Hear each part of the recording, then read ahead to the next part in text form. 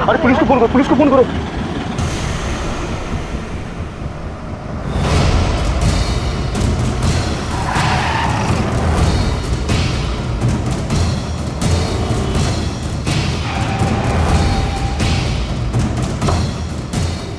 Sir, गाड़ी के नीचे आने की वजह से इसकी मौत हुई है।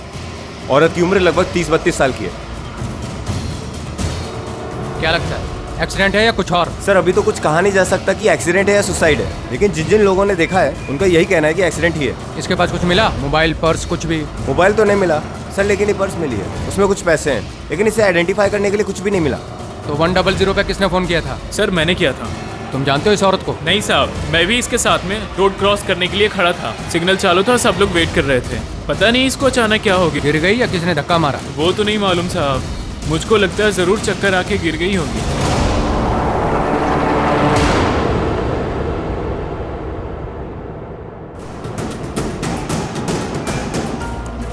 आप में से कोई इसे जानता है? इसका नाम, पता, कुछ भी? पहले कभी इस एरिया में देखा इसे? अरे तुम तो पहचानते होगे इस औरत को, मतलब सब्जी वब्जी खरीदने आती होगी। साहब, मैं इस एरिया में सब्जी नहीं बेचता हूँ। जिस एरिया में मैं सब्जी बेचता हूँ ना, वहाँ पे म्यूनसिपालिटी की रेड पड़ी है। सर, मौके पे मौजूद सभी लोगों का यही कहना है कि एक्सीडेंट ही था। सर, मैं इस औरत को नाम से तो नहीं जानता हूँ। शायद आगे वाली गली में कविता अपार्टमेंट में काम पे जाती है। दादा, बॉडी का मोबाइल से फोटो निकालो।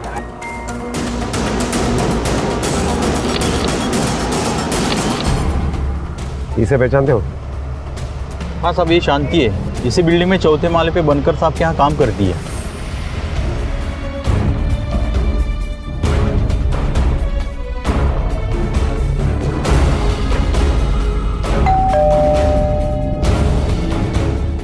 मिसेस बनकर।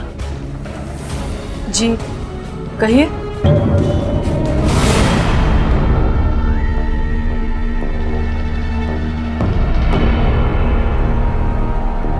शांति, शांति।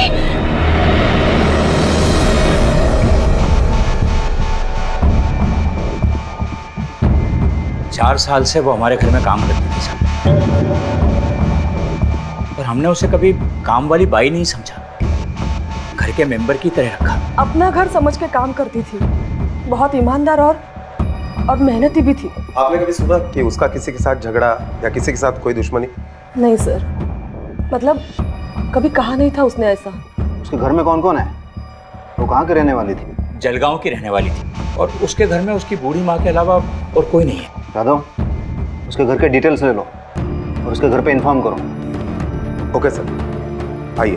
कुछ गलतियां इंसान जानबूझकर करता है और सोचता है कि वक्त के साथ वो भुला दी जाएंगी और उनके निशान खुद ब खुद मिट जाएंगे, लेकिन कहते हैं ना कि अच्छे बुरे कर्म का फल यहीं इसी दुनिया में भुगतना पड़ता है। और एक दिन अचानक अतीत में से कोई गलती सामने आकर खड़ी हो जाती है और वर्तमान के साथ साथ भविष्य को भी बर्बाद कर देती है। इस केस में गलती किसकी थी और इससे कितनी जिंदगियों में भूचाल आने वाला था, यही है हमारा आज का एपिसोड। विक्रोली सिग्नल पर हुई शांति की मौत से कई अध्याय खुलने वाले थे।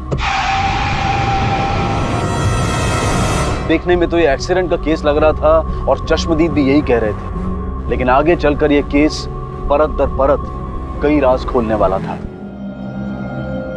ये जी कौन है ये?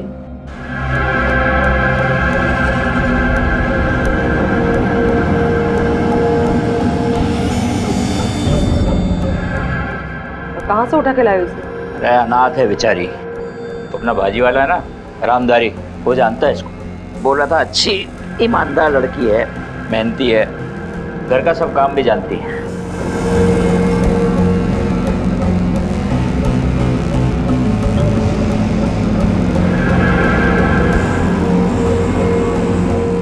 गाव कुठलं तुझं? कोल्हापुर। इससे पहले कोई काम किया है? राम चाचा के उधर। ठीक है, चलो मेरे साथ। कहाँ लेके जा रही है उसको?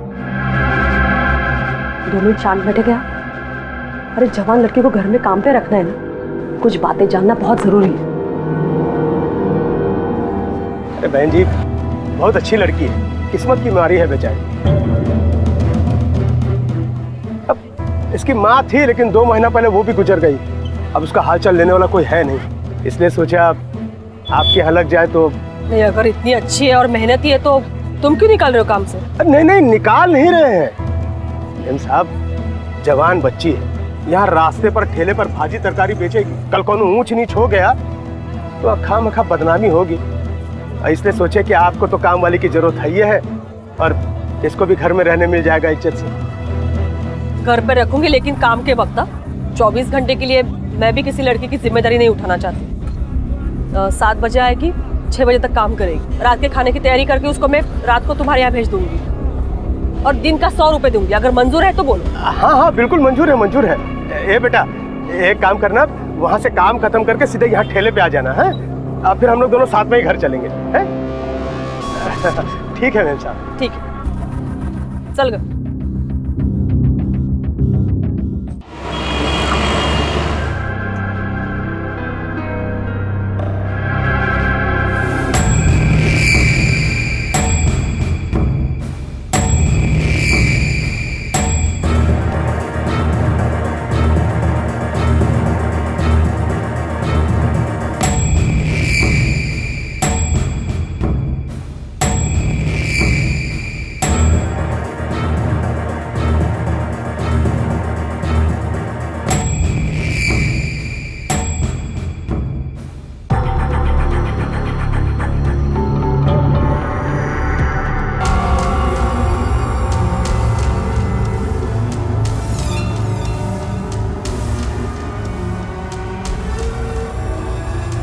काही हवं होतं का?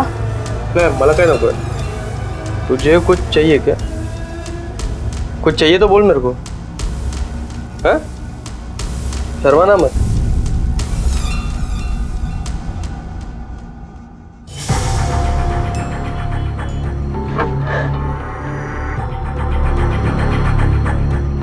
ए साक्षी बेटा, क्या हुआ? ऐसे ऐसे भाग के क्यों आई है? कुछ नहीं, वो कुत्ता पीछे पड़ गया था। नहीं, अकेले आने में डर लग रहा है तेरे को, हैं?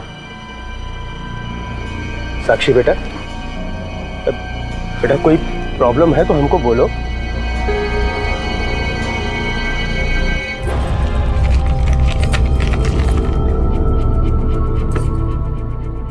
पूरे 10,000 है। अभी जो कुछ भी हुआ उसे भूल जाओ। अरे तू कशाला उगाच तिला? मैं जो बता रही हूँ ध्यान से सुनना। ये बात बाहर किसी को भी पता नहीं चलनी चाहिए। अगर किसी को कुछ बोला तो मैं तुम्हें पुलिस में दे दूंगी, चोरी का इल्जाम लगा के। फिर वहां से बाहर निकलना मुश्किल हो जाएगा तुम्हारे लिए, समझी?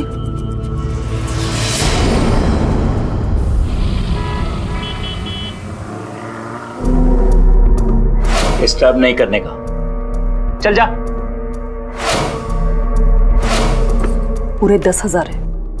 अभी जो कुछ भी हुआ उसे भूल जाओ। अगर किसी को कुछ बोला तो मैं तुम्हें पुलिस में दे दूंगी। ए साक्षी बेटा, भेल खाएगी? है? ये साक्षी, भेल खाएगी? भूख लगी है कि नहीं? जाओ भैया, मैडम को भूख ही नहीं लगी ना। सारा रोमांस तो मोबाइल पे ही करती है, मिलने पे तो छूने भी नहीं देती।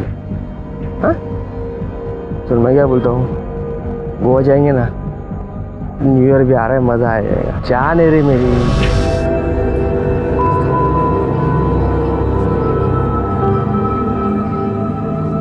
साक्षी, कहाँ गई थी तुम?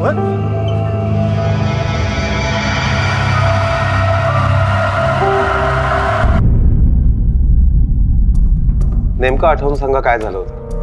नीट आता आठवत नाही साहेब, पण नक्की चोरच होते। वो क्या ना, पीछे से आए, सर पे वार किया, मैं गिर गया। ये देखो ना, सब घड़ी, चेन, पॉकेट सब कुछ मार के लेके गए साहब। किसी की शक्ल याद है? आता आठवत नहीं साहब, क्योंकि वो लोग पीछे से आए और डंडे से वार किया मेरे सर पे, मैं आगे गिर गया, इसलिए क्लियरली देख नहीं पाया साहब मैं। पाटिल सर, यांची कंप्लेंट लिहून घ्या।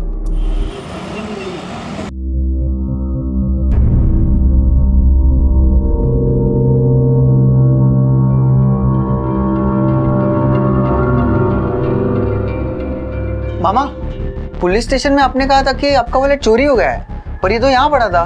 मतलब आपने झूठी कंप्लेंट लिखवाई? डिटेक्टिव्ह बनने का तेरे को हाँ स्वतःच्या अभ्यासाकडे लक्ष दे, मेरे लफड़े में मत पड़.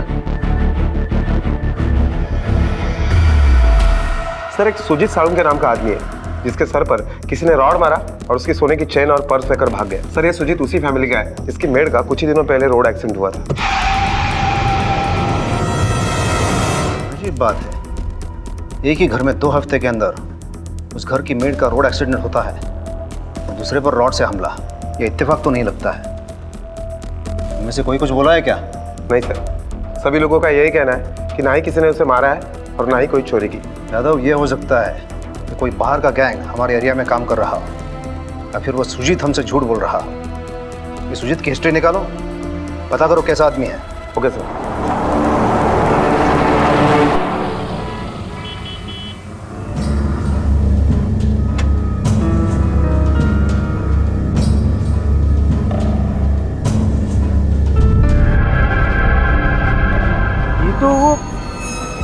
ये फोटो कहाँ से है तेरे पास? ये वो उधर ही घर पे पड़ी मिली मेरे को. अच्छा जा जा, काम पे जा, देर हो रही है. जा.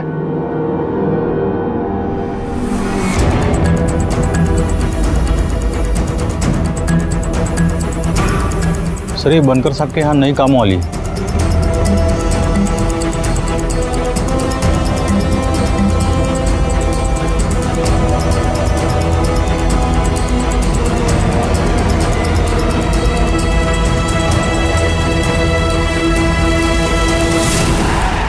सर आपका शक सही निकला. शायद ये सुजीत साळुंके ने झूठी एफआईआर की है. हमने जब इंक्वायरी की तब पता चला कि एक नंबर का कामचोर इंसान है. बस बैठे रहता है और खाते रहता है. कई लोगों का कर्जा है इसके ऊपर. कई बार तो बैंक वाले भी इसे उठाकर लेकर गए. सुजीत साळुंके? हाँ. पुलिस लेकर जाएगी तो पूरी सोसाइटी में आपकी बदनामी होगी. इसलिए बेहतर यही होगा कि आप हमारे साथ चलकर बैंक में आकर बात कर लीजिए और जो सेटलमेंट करना है कर लीजिए. और कोई इन्फॉर्मेशन? सर इसकी एक नहीं, रोज की कहानी है. हर रोज इसे कोई ना कोई तो उठाकर लेकर जाता है और इसकी बहन इसे छुड़ा कर लाती है. ये रहता भी अपने बहन के साथ ही है. एक नंबर का ढीला कैरेक्टर है सर इसका. हर रोज किसी ना किसी से तो मार खाता है. जानबूझ के हाथ लगाता है, बोलता है गलती से हो गया. कह रहा हूँ ना बहन, गलती से हो गया, जानबूझ के नहीं किया. मार क्यों रहे आप मेरे को? तुझ जैसे को मैं अच्छी तरह जानती हूँ. इसको पुलिस में लेके जाओ. अरे नहीं, छोड़ो मेरे को, छोड़ो छोड़ो छोड़ो मेरे को. सर ऐसा लग्न पण झालंय, लेकिन इसकी इन हरकतों को तंग आकर इसकी बीवी भी इसे छोड़कर चली गई. और एक इंपॉर्टेंट बात सर, इसके पास जो शांति नाम की औरत काम करती थी जिसका एक्सीडेंट हुआ था, उस शांति के साथ भी इसका कुछ चक्कर चल रहा था. हफ्ते भर पहले शांति की मौत का केस, जिसे रोड एक्सीडेंट मानकर बंद कर दिया गया था, पुलिस ने उसे फिर से ओपन कर दिया. ये जानने के लिए कि क्या वाकई शांति की मौत एक्सीडेंट में हुई थी या फिर सच्चाई कुछ और ही थी. बंकर परिवार में शांति की जगह अब साक्षी ने ले ली थी. और बंकर परिवार की न्यूज़पेपर में छपी फोटो साक्षी के पास कहां से आई? साक्षी का वर्तमान सवालों से घिरा था. उसके अतीत के बारे में ज्यादा किसी को कुछ मालूम नहीं, और भविष्य में उसके साथ जो होने वाला था वो भी काफी भयावह था.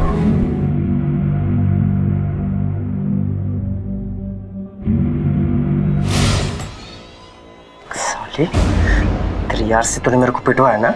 मेरे सामने बड़ी सती सावित्री बन के घूमती रहती है. अब देख तेरे साथ क्या करता हूँ. जी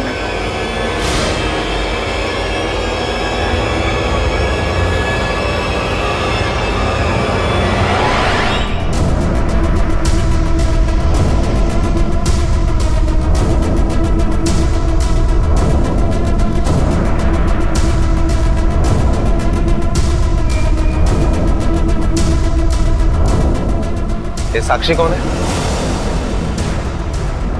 यहाँ बेटा, घाबरू नकोस, ये इकडे.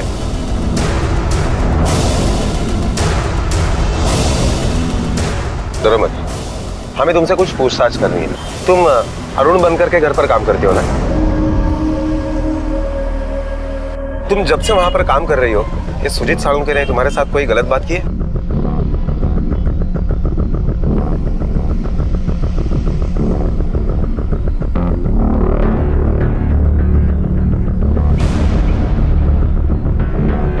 चलो.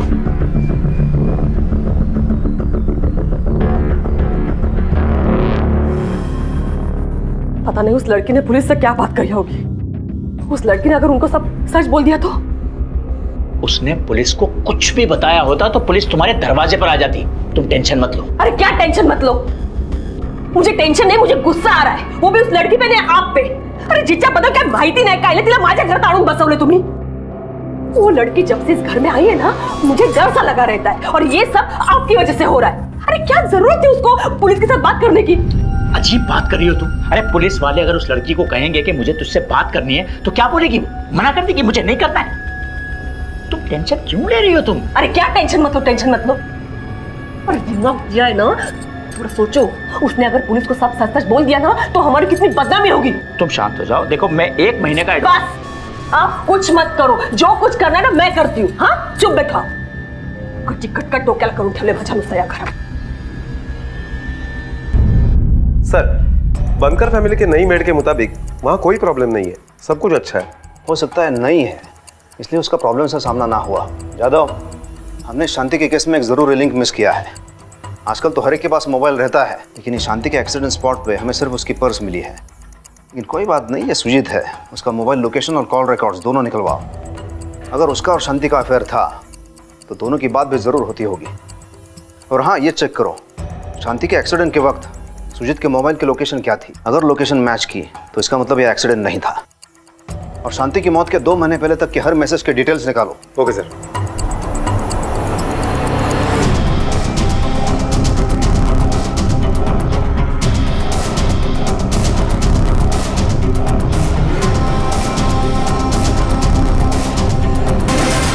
सर, शांति के मौत के वक्त सुजीत के मोबाइल का लोकेशन एक्सीडेंट स्पॉट से आसपास ही था, और टेक्स्ट मैसेज के हिसाब से शांति सुजीत को ब्लैकमेल करती थी। शांति की मौत से पहले शांति ने सुजीत को एक मैसेज भेजा था, और उसमें लिखा था कि ये बहुत हो गया तेरा आजकल, अगर शाम तक मुझे पैसे नहीं दिए तो पूरी दुनिया के सामने तुझे नंगा कर दूंगी। जादव, इसका मतलब हमारा शक सही साबित हुआ कि शांति गाड़ी के सामने बैलेंस बिगड़ने की वजह से नहीं, सुजीत के धक्का देने की वजह से गिरी।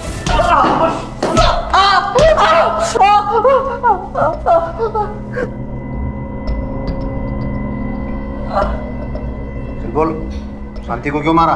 शांति तो एक्सीडेंट में मरी थी साहब। जो तूने करवाया था, अभी ये बता, धक्का तूने दिया था कि किसी से दिलवाया था? नहीं साहब, मैंने धक्का नहीं दिया था, मैं उसको क्यों मारूंगा? क्योंकि तेरे उसके साथ संबंध है, इसकी वजह से वो तुम्हें ब्लैकमेल कर रही थी, और कहीं वो सचमुच दुनिया के सामने तेरा सच न बोल दे, इसलिए तूने उसे मार दिया। आप लोग जैसा सोच रहे हो वैसा कुछ हुआ ही नहीं। जादव, इसे प्यार से पूछना पचेगा नहीं, थोड़ा भारी हाथ चाहिए, फिर बोलेगा ये।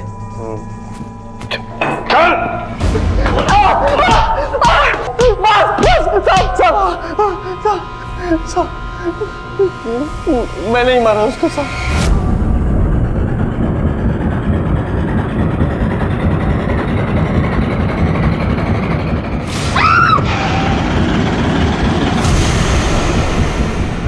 सुजीत के चेहरे से झूठ का मुखौटा खींचा तो ये सिलसिला कुछ यूं रंग लाया कि परत दर परत सच खुलता चला गया। शांति की दुर्घटना में हुई मौत कत्ल साबित हुई, लेकिन साक्षी से जुड़े कुछ संदेह और भी गहराते जा रहे थे। आखिर कौन थी साक्षी, कहां से और क्यों आई थी? क्या बंकर परिवार में उसकी मौजूदगी महज एक इत्तेफाक था? पर इत्तेफाक जैसा लग नहीं रहा था। किस इरादे से साक्षी इस घर में रुकी हुई थी? क्या चल रहा था उसके मन में? ऐसे बहुत से सवाल थे सामने, और अचानक इस केस ने एक ऐसा मोड़ लिया कि जो हुआ वो देखकर पुलिस दंग रह गई, और एक हादसे ने उनकी तफ्तीश की दिशा ही बदल दी।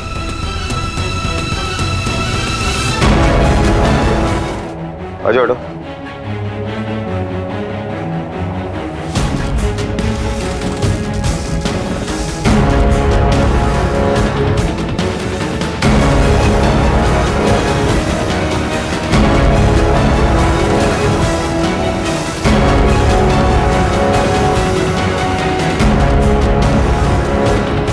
सर, कोई सुसाइड नोट नहीं मिला। गर्दन पर भी सिंगल निशान है, ऐसा कुछ दिख नहीं रहा कि जबरदस्ती लटकाई गई हो। तो शायद कुछ चीजें ऐसे अरेंज की हुई लग रही है।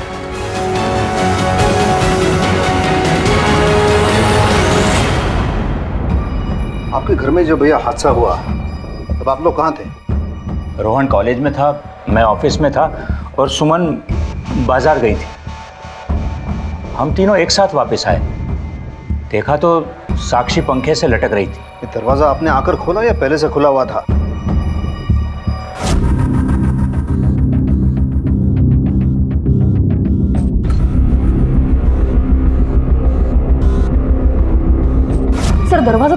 ऐसे ही खुला हुआ था।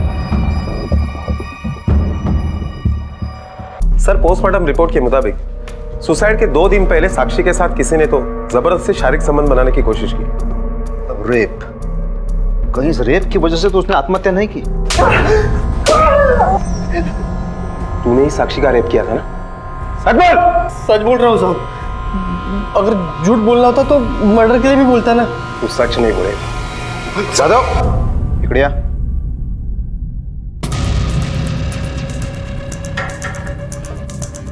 मुझे लगता है ये सच बोल रहा है।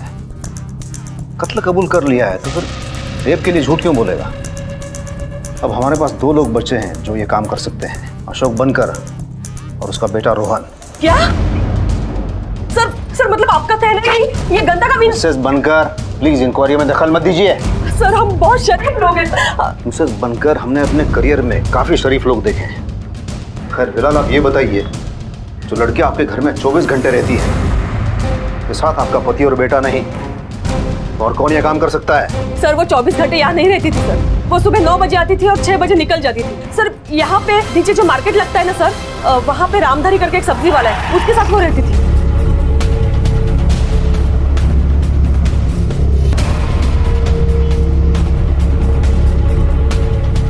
अरे सुनो, ये रामधारी का ही ठेला है ना? हाँ सर। कहाँ गया वो आज? पता नहीं साहब, रोज तो आता है। ये रहता कहाँ है? यहीं पीछे 250 चाल है, वहीं रहता है। ये रामधारी कहाँ रहता है? सब उसका नंबर।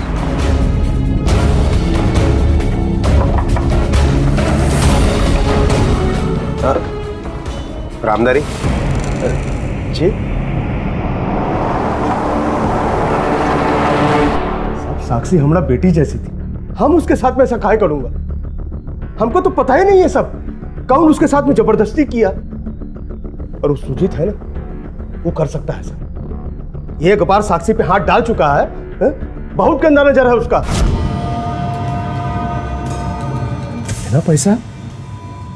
इतना पैसा कहां से ले आ गई तू? मेम साहब ने दिया। वो बनकर मैडम, अरे दमड़ी को रोए वाली औरत है, इतना पैसा कैसे दे दी तेरे को? बोल ना। वो मेम साहब का भाऊ मेरे साथ जबरदस्ती करने की कोशिश किया, इधर उधर छुआ मेरे को, तो वो मेरे को ये पैसे देके बोली कि मैं इसके बारे में किसी को नहीं बोलूं।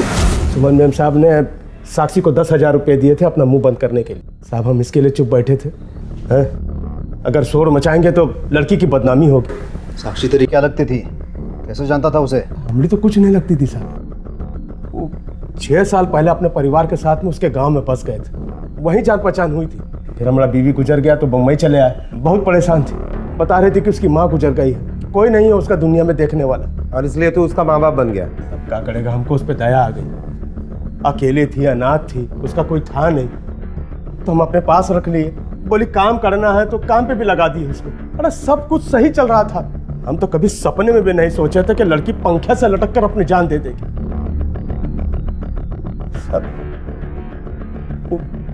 वो सुजीत है ना, उसी ने इसकी इज्जत पे हाथ डाला होगा सर।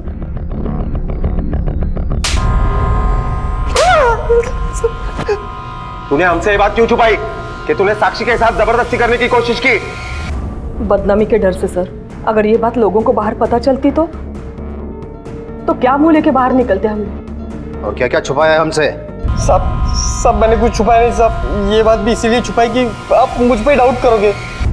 अबे तुम लोग काफी शरीफ हो। इतने कि एक मजबूर गरीब लड़की के साथ होने वाले अत्याचार को पैसे देकर, धमकी देकर दबाने की कोशिश की। सुजीत का कैरेक्टर पहले से खराब था सर, और मैं नहीं चाहती थी कि ये बात लोगों को बाहर पता चले, इसलिए मैंने उसको वार्न भी किया था कि ऐसी गंदी हरकत वो दोबारा ना करे। और तुम्हें यकीन हो गया कि वो दोबारा ऐसा कुछ नहीं करेगा? साहब उसके बाद में मैंने ऐसा कुछ सोचा भी नहीं साहब। ताई ने मेरे को वार्निंग दी थी। सच बोल रहा हूँ साहब, ये मर्डर और रेप से मेरा कोई लेना देना नहीं है। क्या लगता है जादव, सुजीत ने रेप किया है? सर मुझे नहीं लगता। वैसे भी मर्डर केस में 10-12 साल के लिए वो अंदर जा ही रहा है, तो ये रेप केस क्यों छुपाएगा? सर मुझे लगता है हमें डीएनए टेस्ट करवा लेना चाहिए। नहीं जादव, डीएनए टेस्ट के लिए टाइम लगेगा, और हम सिर्फ उसके भरोसे नहीं रह सकते। और वैसे भी रेप लड़की के मर्डर के 2 दिन पहले हुआ है, तो डीएनए होना पॉसिबल नहीं होगा। एक काम करो, ये बनकर की बिल्डिंग का सीसीटीवी फुटेज मंगवाओ। देखते हैं ये सुजीत और सुमन कितना सच बोल रहे हैं। Okay sir. सर, साक्षी के पोस्टमार्टम रिपोर्ट के मुताबिक उसकी मौत दोपहर को 3 बजे से 5 बजे के बीच में हुई। उस दिन के सारे सीसीटीवी फुटेज मैंने आगे के और पीछे के मार्क किए। जरा 11:30 के आसपास लाना एंट्रेंस का कैमरा। ये देखिए सर, 11:30 बजे रोहन कॉलेज के लिए निकल रहा है। 3:30 बजे का गेट का फुटेज दिखाओ। ये देखिए सर, 3:30 बजे अशोक और सुमन बिल्डिंग से बाहर निकले, अपने गाड़ी में बैठे और गाड़ी गेट से बाहर निकल गई। मैंने वेरीफाई किया कि 4:30 बजे तक अशोक ऑफिस में ही था। ऑफिस से आते वक्त उसने सुमन को मार्केट से और रोहन को कॉलेज से पिकअप किया होगा। जरा गेट का फुटेज दिखाओ 5:30 बजे का। ये देखिए सर, 5:30 बजे गाड़ी गेट से अंदर आई और ये तीनों बिल्डिंग के अंदर जा रहे हैं। अरे एंट्रेंस वाला फुटेज रिवाइंड करो।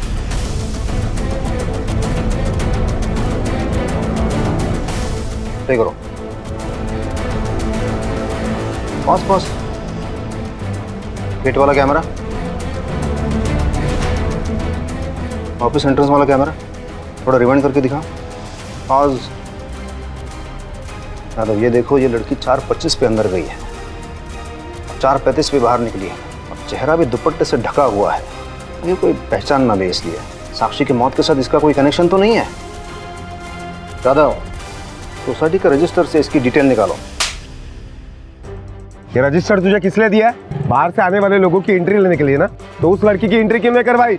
जिस वक्त साक्षी की मौत हुई ये लड़की अंदर गई थी। साहब वो सीसीटीवी है ना, यही सर्च करने के लिए। सीसीटीवी लोगों का चेहरा दिखाता है, लोगों के नाम डिटेल लेना तुम्हारा काम है। गलती हुआ साहब, माफ कर दो।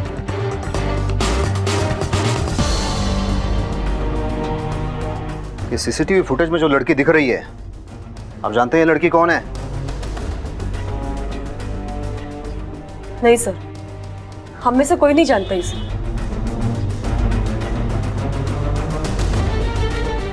चेहरा तो समझ ही में नहीं आ रहा है, पता कैसे चलेगा कौन है? मुंबई आने से पहले तुम साक्षी के गांव में रहते थे ना? हाँ। कौन सा गाँव? कानेरी नाम का गांव है, कोल्हापुर में पड़ता है। कोल्हापुर? सुमन, तुम्हारा दिमाग खराब तो नहीं हो गया? तुम अपने बेटे और पति पर शक कर रही हो? ऐसी बात नहीं है, मैं सिर्फ इसलिए पूछ रही हूँ क्योंकि मुझे अच्छे से याद है मैंने दरवाजा बंद किया था और जब आई तो दरवाजा खुला था। अच्छा, अपने घर की चाबी हम तीनों के अलावा और किसी के पास नहीं होती, इसलिए। देखो सुमन, तुम चाहो तो चेक करवा लो, मैं ऑफिस में ही था दिन भर। और आई, तुम कॉलेज में मेरी प्रेजेंस भी चेक कर लो, मैंने हर एक लेक्चर अटेंड किया है। सुमन, ऐसा तो नहीं कि ये दरवाजा तुमसे भूल से खुला रह गया? अब काई क्या बोलते हैं तुम्ही? अच्छा, ठीक है।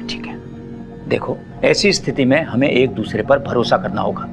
और रहा सवाल दोषी को ढूंढने का, तो वो पुलिस कर रही है, पुलिस ढूंढ लेगी उसे।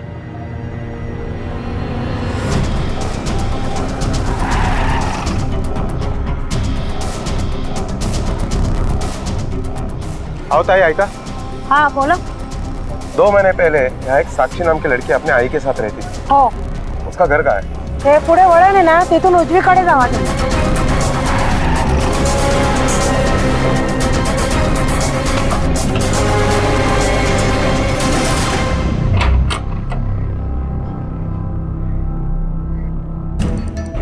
ये घर कब से बंद है? 2 महीने हो गए साहब। कौन कौन रहता है इस घर में? साक्षी, उसकी विधवा माँ और बड़ी बहन। साक्षी को बड़ी बहन भी है? हाँ। क्या नाम है उसका? अर्पिता। 3 महीने पहले ये माँ बेटी कहीं पे चले गए। गांव में अफवाह थी कि ये कहीं पे काम ढूंढ रही हैं। सबको लगा कि इनको काम मिल गया, वो चले गए।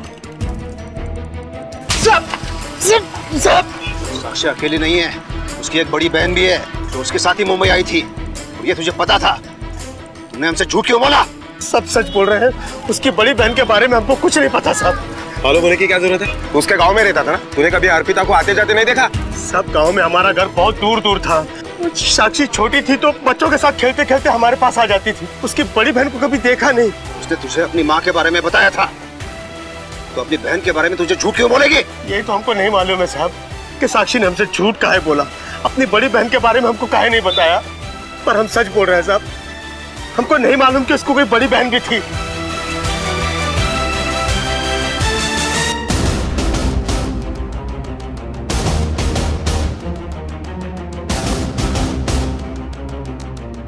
जैन सर। सर ये इस गांव के सरपंच है। नमस्कार। और ये साक्षी का घर जो पिछले 2 महीने से बंद पड़ा है। तोड़ दो ताला।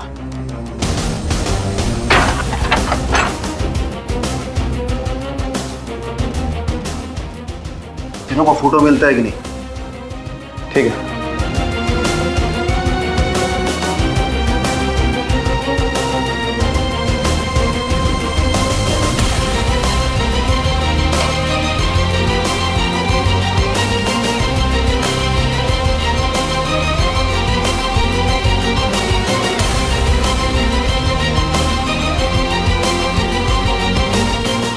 सरपंच जी, आपके गांव में कोई है तो कुएं में उतर सकता हो? हाँ, बुलेट हो।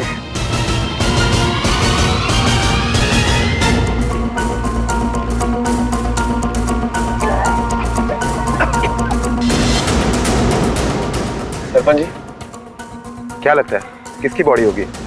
कुछ पहचान में आ रही है? हालत बहुत बिगड़ी हुई है साहब, पर लगता है साक्षी की माँ है। मुंबई साहब, ये साक्षी के पास में एक फोटो मिला था। ये फोटो कहाँ से है तेरे पास? उधर ही घर पे पड़ी मिली मेरे को। ये तो बनकर फैमिली की फोटो है और डेट 3 महीने पुरानी है। मतलब साक्षी जब मुंबई आई थी तो उसके पहले ये फोटो अखबार में छप चुकी थी। क्या तुम्हें कुछ बताया था इस फोटो के बारे में? नहीं साहब, खुद तो नहीं बताई। हम जब पूछे हैं कि फोटो कहाँ से मिला है तो बताया उसने कि बंकर साहब के घर से मिली थी। ठीक है, तुम जा सकते हो। जी सर। सर, कोल्हापुर से साक्षी की मां की पोस्टमार्टम रिपोर्ट आ गई है। उनकी मौत तो 2 महीने पहले हुई है। बॉडी 2 महीने से पानी में पड़ी थी, इसलिए मौत का ठीक टाइम बता नहीं सकते। शायद उनकी मौत निमोनिया की वजह से हुई हो। यादव, ये जो पेपर कटिंग है वो 3 महीने पुराना है और वो 2 महीने पहले मुंबई आई थी। इसका मतलब वो किसी प्लानिंग के तहत बनकर फैमिली में घुसी थी। उसका कोई ना कोई मोटिव था उस घर में घुसने का। सर पता नहीं ये पेपर उसके पास कहाँ से आया। वैसे साक्षी के साथ हमारा कोई भी रिश्ता नहीं था, ना दूर का ना पास का। मिस्टर अशोक बनकर अभी कहाँ मिलेंगे? सर घर पे ही थे वो। मैंने उन्हें बताया भी कि आप लोग आ रहे हो, लेकिन कुछ काम में बोल के बाहर निकल गए, कुछ बता के भी नहीं गए। यादव, अशोक बनकर को फोन लगाओ।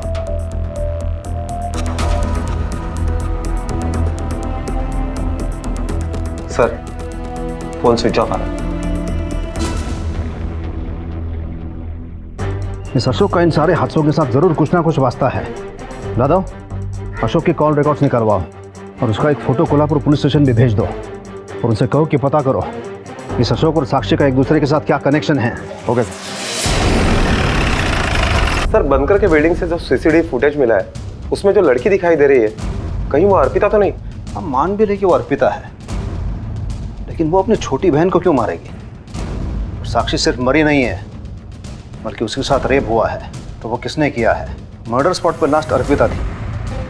अगर ये अर्पिता हमारे हाथ लग जाए, काफी सारे सवालों के जवाब मिल सकते हैं।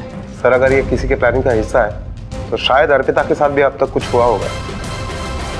सीसीटीवी फुटेज में दिखने वाली लड़की आखिर कौन थी? उसने अपना मुंह क्यों ढका हुआ था? और अगर वो अर्पिता थी तो वो कहाँ थी और किस हाल में थी? क्या वो जिंदा भी थी या फिर अपनी माँ और बहन की तरह मर चुकी थी? अशोक अचानक क्यों लापता था? कहाँ था वो? साक्षी और उसकी माँ को किसने मारा था और मारने के पीछे मकसद क्या था? सवालों की झड़ी थी और रहस्य की परतें गहराती जा रही थी। सर, बनकर फैमिली के लैंडलाइन कॉल रिकॉर्ड्स में एक नंबर ऐसा मिला है जिस पर दोपहर को 2 से 4 के बीच में अक्सर बातें हुआ करती थी। लेकिन जब से साक्षी की मौत हुई है, ना ही इस नंबर से फोन आया है और ना ही इस नंबर पर फोन किया गया है। ये नंबर कॉल ट्रेसिंग पर डाल दो, पता करो ये नंबर किसका है। Okay sir.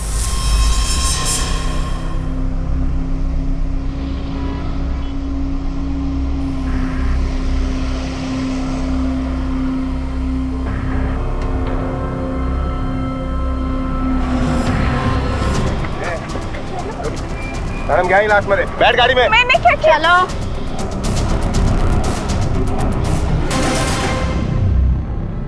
बिना किसी रोना धोना और नाटक के साफ साफ बताओ, साक्षी को क्यों मारा? कौन साक्षी साहब? तुम्हारी छोटी बहन। ज्यादा होशियार बनने की कोशिश मत करना।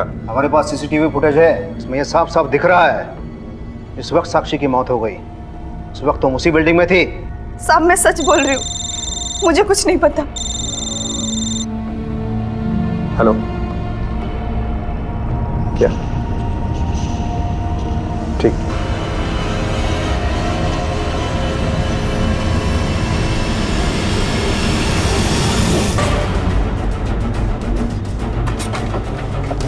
बाजू आ रहे। चलो विजय, चलो बेटी। सर लगता है इसने खुदकुशी की है। नहीं, मरा नहीं अभी तक, नर्व चल रही है इसकी। इसे फटाफट वैन में डालो, इसका जिंदा रहना हमारे लिए बहुत जरूरी है।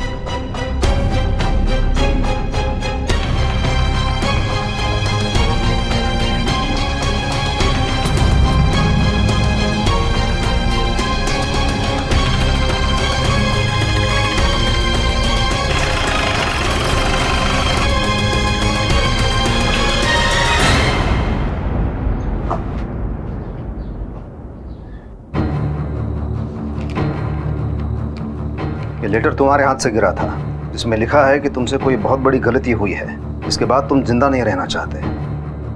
तो ऐसी क्या गलती हो गई कि तुमने आत्महत्या करने की सोची? मैं तुझे सड़क पे से उठा के लाया और तू हमारे खिलाफ पुलिस में बयान देती है? अरे तेरे जैसे लोग तो घर में रखने लायक नहीं है। पता नहीं किसका पाप है। क्या देख रही है? आंखें निकाल लूंगा तेरी, समझी? थोबड़ा तोड़ दूंगा। और क्या कर सकते हो? बोलो, और क्या कर सकते हो? चुप, चली जाए यहाँ से, वरना नंगा करके मारूंगा। तो करो, करो ना नंगा। तू ये मत सोचना कि मैं ये कर नहीं सकता। चली जा, मैं कहता हूँ। नहीं कर सकते, क्योंकि आप नहीं कर सकता। अभी तेरी औकात तुझे दिखाता हूँ। चल चल। ये क्या कर रहे हैं आप?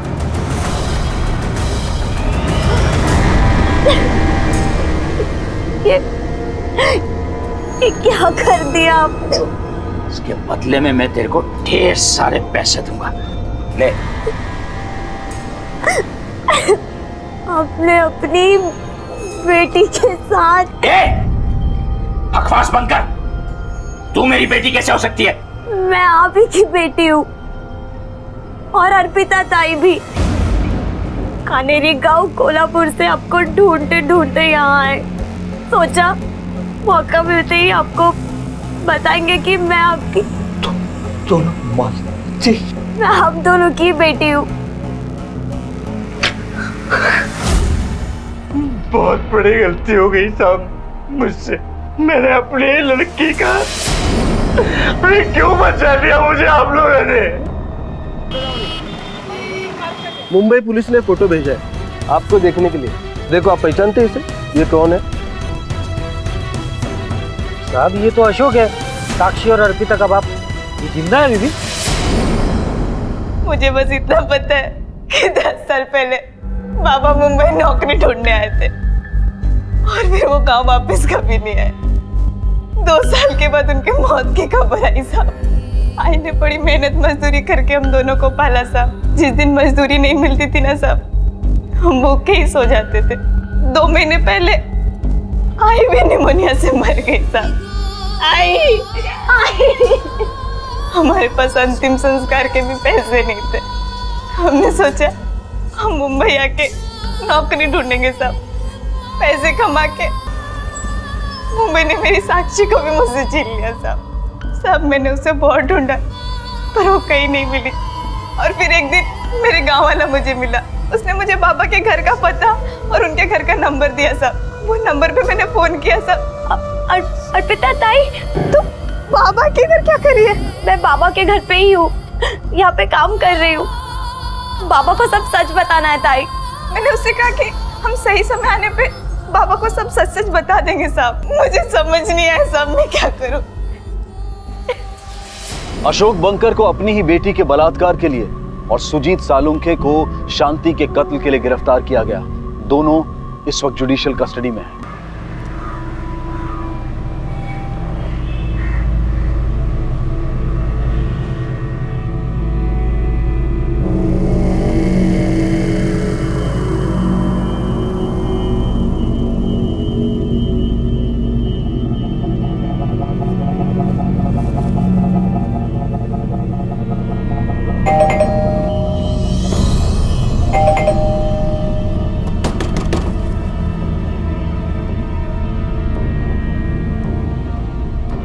भाभी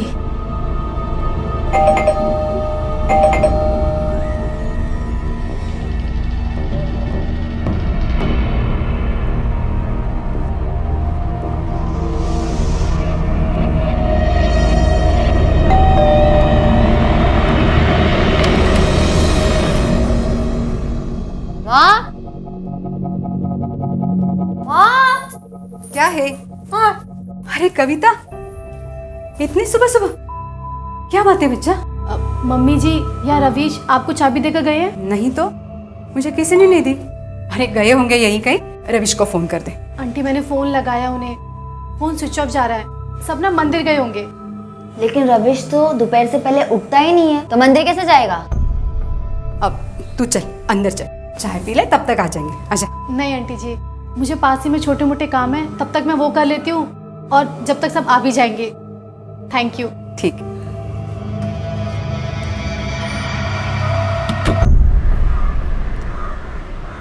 और भैया कितना टाइम लगेगा? बस हो गया मैम, अभी हो गया। मैडम जब तक आप ये रजिस्टर ले लो, इसमें आपका नाम और नंबर लिख Thank you. दीजिए। पुलिस वाले पूछते हैं हम लोगों को।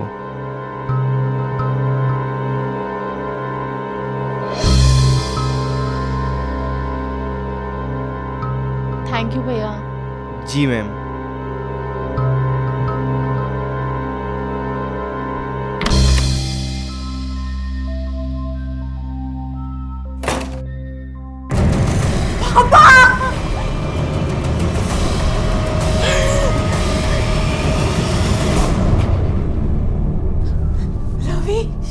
रवीश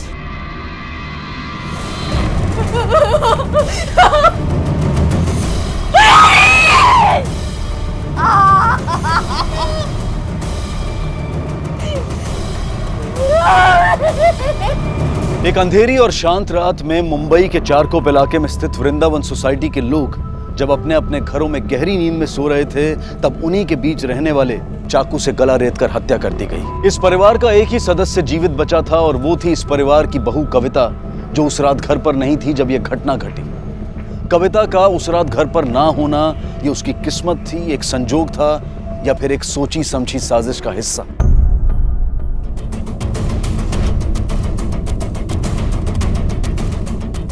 सर, ये विक्टिम्स की बहू कविता।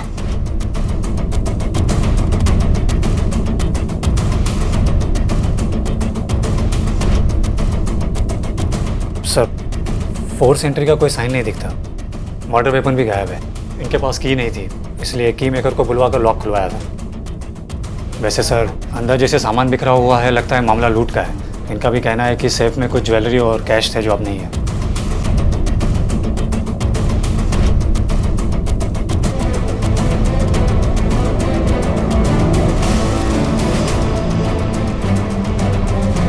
कविता और बाकी विक्टिम्स की कॉल रिकॉर्ड से करवाओ। कौन कहाँ था, किसने किससे क्या बात की, सारी इन्फॉर्मेशन चाहिए। अगर घर का कुछ सामान मिसिंग है तो उसकी लिस्ट बनाओ, और अगर ज्वेलरी की फोटोग्राफ्स मिलते हैं तो उनके प्रिंट्स निकलवा के सारे मार्केट में सर्कुलेट करवाओ। इन केस कोई उन्हें बेचने की कोशिश करता है तो हमें पता चल जाए। यस। तुम कह रहे थे कि कविता सुबह घर पे आई है, तो रात भर कहाँ थी? सर, वो बताने से मना कर रही है।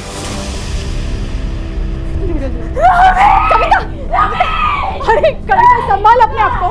कविता, कविता, अरे संभालो।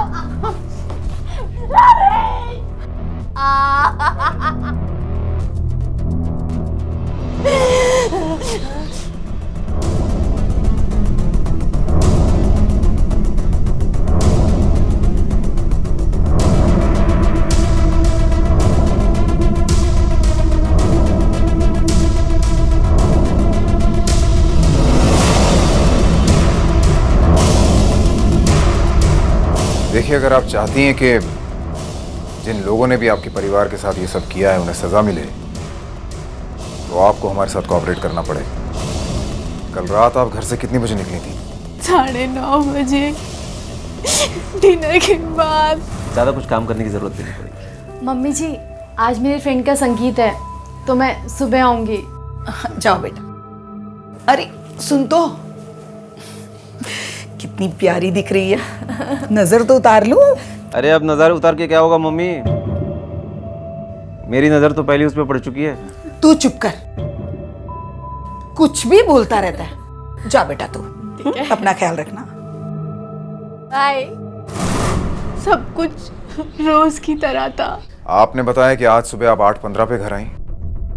रात भर कहाँ थी आप? मैं आपको नहीं बता सकती। देखिए, क्रिमिनल इन्वेस्टिगेशन है, कोई क्विज शो नहीं है कि आप क्वेश्चन पास कर सकती हैं ऐसे।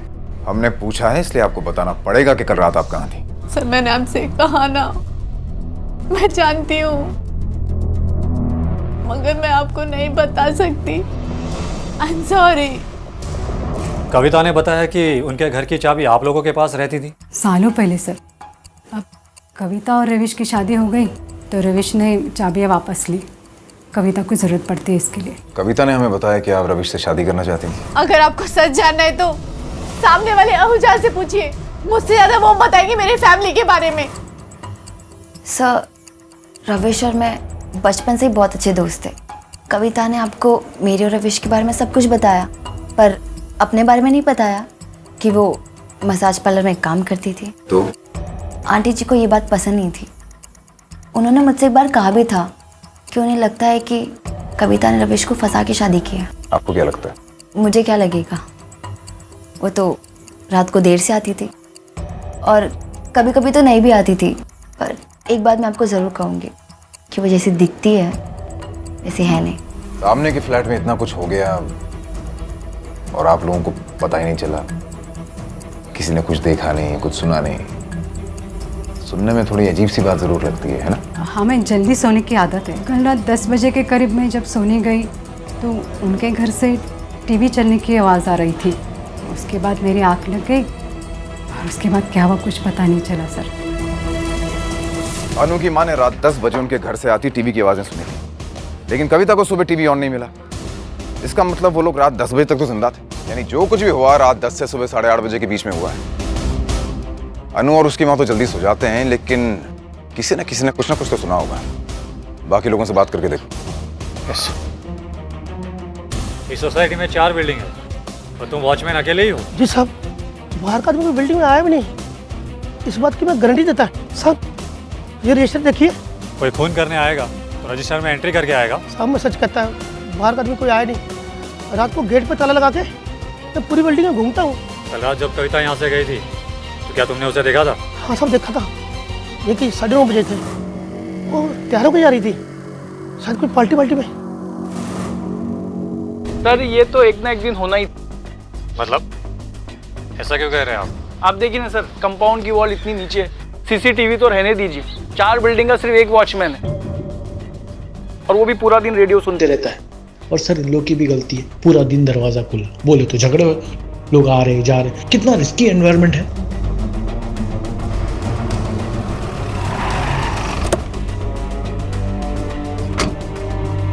Yes sir. ये औरत का कत्ल हुआ है और इसकी ज्वेलरी भी गायब है। अगर कोई भी ये ज्वेलरी बेचने आता है तो मुझे तुरंत फोन करना। जी ठीक। पीछे मेरा नंबर है। थैंक यू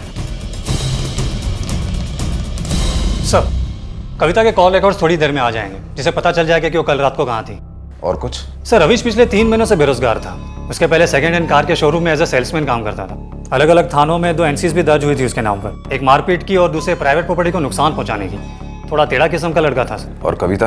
कविता बचपन से अनाथ थी सर, इसलिए उसके बैकग्राउंड के बारे में कुछ पता नहीं चला। लेकिन जो लोग उसको जानते थे उसका कहना है कि काफी अच्छी लड़की है, पोलाइट है, लेकिन ज्यादा किसी से घुलती मिलती नहीं है। वो बैंड्रा के सलून में काम करती थी, वहीं उसकी मुलाकात रविश से हुई और दोनों ने शादी कर ली थी। उसके बाद कविता ने जॉब छोड़ दी थी। इसका मतलब कविता के ना तो दोस्त है ना रिश्तेदार। ढूंढने पड़ेंगे वो लोग जो कविता के बारे में इंफॉर्मेशन दे सके। बहुत अच्छी थी सर वो, प्रोफेशनली और नेचर वाइज भी। जब वो यहाँ पे जॉब के लिए आई थी तब उसके पास कोई एक्सपीरियंस नहीं था, लेकिन वो कुछ ही दिनों में सब कुछ सीख लिया और इतनी पॉपुलर हो गई थी कि कस्टमर्स सिर्फ उससे ही मसाज थेरेपी करवाना चाहते थे। मेल या फीमेल? दोनों, लेकिन सिर्फ मसाज के लिए। यहाँ पे वैसा कोई गंदा काम नहीं होता है जिसके लिए मसाज पार्लर बदनाम है। आप चाहिए तो आसपास पता करवा सकते हो। अगर वो इतनी अच्छी थी और इतनी डिमांड में थी तो उसने जॉब क्यों छोड़ा? अपने पति के लिए। उसका पति चाहता था कि वो एक हाउसवाइफ बने रहे और वो अपने पति से बहुत प्यार करती थी, उसके लिए कुछ भी कर सकती थी वो। Thank you sir. जिस सवाल का जवाब देने से कविता ने इनकार कर दिया था उसका जवाब मिल गया सर। कविता कल रात को घर से निकलकर पहले बैंड्रा के पाली रोड गई थी, फिर वहां से वो कोनाक हॉस्पिटल, जहां वो पूरी रात रही थी। तो हॉस्पिटल में होने की बात ना बताने का क्या मतलब हो सकता है?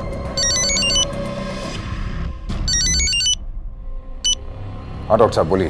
तीनों के मौत का वक्त एक ही है, तकरीबन 12:30 बजे। इसके अलावा तीनों की बॉडी में हमें नशे की दवा के ट्रेस मिले हैं। मतलब आप ये कहना चाह रहे हैं कि मारने से पहले उनके खाने में नशे की दवा मिलाएगी? हाँ, शायद दूध या दूध से बनी किसी और चीज में मिक्स करके। Thanks for the information. हमें घर में फोर्स एंट्री के कोई निशान नहीं मिले हैं। यानी ये शर्मा इस कातिल को बहुत अच्छी तरीके से जानते थे। उन्होंने खुद कातिल के लिए दरवाजा खोला। कातिल ने उन्हें खाने या पीने के लिए कोई चीज दी जिसे खा के वो लोग बेहोश हो गए और फिर कातिल ने उन्हें मार दिया। उसने सेफ से जेवर और नकदी निकाले, दरवाजा बाहर से खींच के लॉक किया और चला गया। ये जो कोई भी था काफी फेमिलियर था इस फैमिली से। सर ये भी तो हो सकता है कि कातिल कविता ही हो। खाने पीने की चीज़ में उसने नशे की दवा मिला दी हो, फिर अपने प्लान को सेट करने के लिए घर से निकलकर कोनाल हॉस्पिटल पहुंच गई हो अपने किसी दोस्त से मिलने। फिर हो सकता है कि सर वापस घर आकर उसने अपनी ही चाबी से दरवाज़ा खोला और अंदर गई और पहले से ही बेहोश हो चुकी फैमिली का कत्ल करके वापस हॉस्पिटल आ गई। बिल्कुल हो सकता है, लेकिन ये बात साबित करने के लिए हमें ठोस सबूतों की जरूरत पड़ेगी। एक काम करो, सावंत को फोन लगाओ और उससे कहो कि मौका वारदात पे जाके किचन के सारे बर्तन जब्त करे और उन्हें फॉरेंसिक लैब भेजे। अगर कातिल ने खाने में नशे की दवा मिलाई थी तो बर्तनों पर उसकी उंगलियों के निशान मिल सकते हैं। ये कविता पूरी रात कोनाक हॉस्पिटल में थी ना कल? पता करना पड़ेगा कि वहां क्या कर रही थी। लेकिन कल की विजिटर लिस्ट में किसी कविता का नाम नहीं और ना ही कोई ऐसा है जिसका सरनेम शर्मा हो। ऐसा कैसे हो सकता है? हम इनकी बात कर रहे हैं। लेकिन ये तो मिसेस तांबले है, मिस्टर श्रीधर तांबले की वाइफ, जो कि हमारे यहाँ प्राइवेट वार्ड में एडमिट है। What? कविता मेरी पत्नी नहीं है, सिर्फ दोस्त है। रात को यहाँ फैमिली मेंबर्स के अलावा किसी को भी पेशेंट को मिलने की परमिशन नहीं है और उसका मुझसे मिलना ज़रूरी था इसलिए। लेकिन उस रात वो उसी के जॉब के बारे में बात करने मेरे पास आई थी। क्यों? मेरे लोगों से रिलेशन अच्छे हैं और उसके पति का बैकग्राउंड कुछ अच्छा नहीं था, इसके लिए वो चाहती थी कि मैं किसी से बात करके उसे जॉब दिलवा दूं। सर हॉस्पिटल और कविता के एरिया के सभी केमिस्ट से पता किया। जो नशीली दवा विक्टिम के बॉडी में मिली थी वो उसने नहीं खरीदी थी। और एक अजीब बात सर, जो बर्तन हमने कविता के घर से जब्त करके लैब में भेजे थे उनमें से भी नशीली दवाई का कोई ट्रेस नहीं मिला सर। हो सकता है कि सबूत मिटाने के पर्पज से कातिल वो बर्तन भी अपने साथ ले गया, बिल्कुल मर्डर वेपन की तरह जो हमको अब तक नहीं मिला। एक काम करो, इस तांबले के बारे में हमें और पता लगाना होगा। झूठी सही, लेकिन कविता जैसी लड़की का खुद को उसकी पत्नी बताकर उससे मिलने जाना कुछ अजम नहीं होता है। एक काम करो, इस तांबले के परिवार वालों से बात करो, पता लगाओ कि क्या वो भी कविता को जानते हैं और अगर जानते हैं तो कैसे और कितना। Yes sir.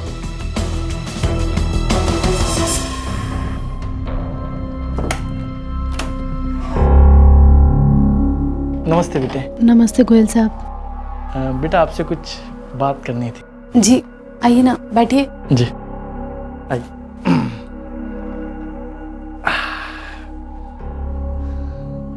देखो बेटे, तुम बेटी जैसी हो मेरी, इसलिए आई केयर फॉर यू। समझ सकता हूँ कि कितना मुश्किल टाइम है इस वक्त तुम पर, लेकिन जो कुछ भी हुआ इस घर में उसमें तुम कहाँ खुश रह पाओगी। वो सब याद आता होगा ना रोज। बेटे बेच डालो इस घर को। हाँ, क्योंकि जब तक यहाँ रहोगी ना वही सारी चीज तुम्हें परेशान करेगी और मैं तुम्हें बेस्ट प्राइस दिलाऊंगा, एकदम बेस्ट प्राइस, है ना? डबल प्राइस मिले। हाँ। ये घर बहुत कीमती है, आप मुझे उतनी कीमत नहीं दिलवा पाएंगे। इस घर में मैं पहली बार दुल्हन बनकर आई थी। मेरे सास ससुर ने एक एक पैसा बचाकर इस घर को बनाया था। सॉरी गोयल साहब, ये घर बिकाऊ नहीं है। नहीं नहीं, कोई बात नहीं, कोई बात नहीं। क्या? नमस्ते। जी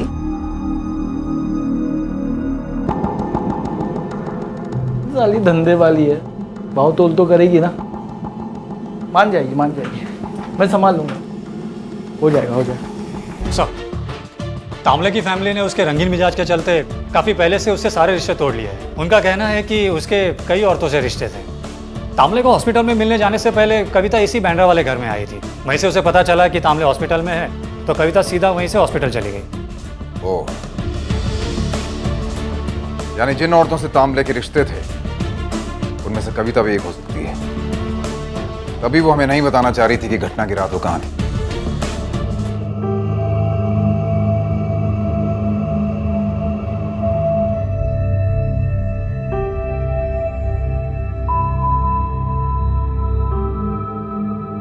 कविता, हम लोग चलते हैं, अपना ख्याल रखना।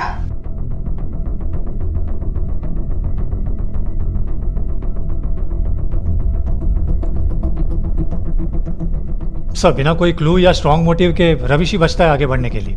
सर हो सकता है कि उसी के किसी दुश्मन का ये काम हो। अगर ऐसा है तो उसका कोई करीबी दोस्त जरूर जानता होगा कि ये दुश्मन कौन है। रविश के फ्रेंड्स को जानते हो? जी शक्ल से जानता हूँ कुछ लोगों को, बाकी नाम पता नहीं मालूम साहब। साहब जी, उसके कुछ दोस्त तो गुंडे जैसे दिख रहे थे। उनमें से एक पिछले हफ्ते बाइक पे आया था, बाकी यही गेट पे रुकी थी। साहब फ्रेडी करके एक था, बहुत क्लोज था उसका।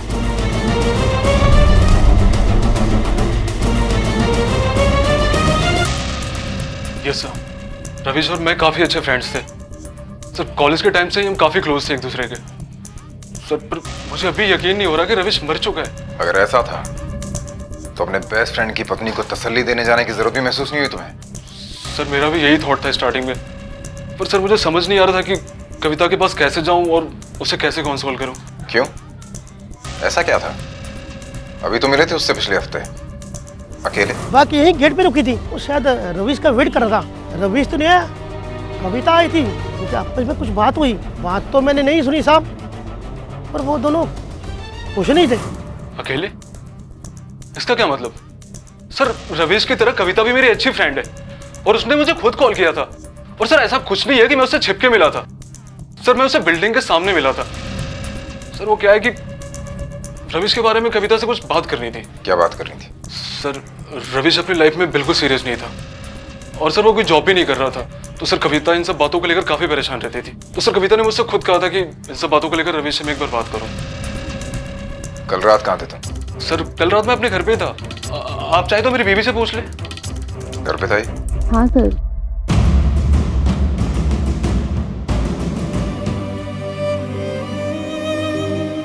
तू तो विधवा हो गई शन्नो। तुम चले जाओ, यहाँ मुझे कोई तमाशा नहीं चाहिए। यहाँ शरीफ लोग रहते हैं। तो तू इन शरीफों के बीच में क्या कर रही है? हाँ? नीचे आ, मुझे तुझसे कुछ जरूरी बात करनी है, समझी? चल नीचे आ।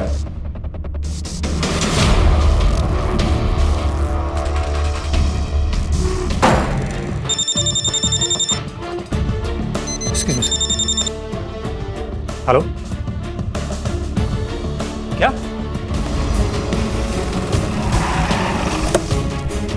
सलाम साहब। क्या हुआ था? सर एक अजनबी आदमी कविता जी से यहाँ पे बात कर रहा था। चल चले, पकड़ इसको, पकड़ इसको, पकड़। कैसा दिखता था वो? सर वो हट्टा कट्टा था, उसके आगे के बाल कम थे, मूछ थी। स्केच आर्टिस्ट को बुलाओ और उसका स्केच बनवाओ। Yes sir. हाँ बोल, हाँ बोल, बोल। हाँ? मैंने बहुत बड़ी गलती करी, मुझे ऐसे भागना नहीं चाहिए था। है ना? बल्कि तुझे मार के भागना चाहिए था। हाँ? बोल, मारेगी मुझे, मारेगी मुझे। आइंदा से मेरे बारे में गलत सोचना मत। ये रहा स्केच।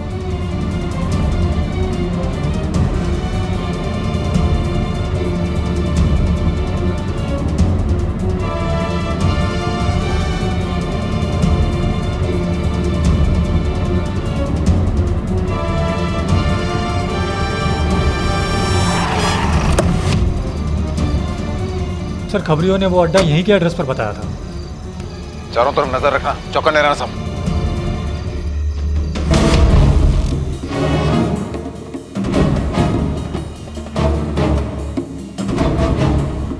सर कविता यहाँ भी नहीं। ऊपर तक। चल छोड़ छोड़ वो यहाँ पे चल।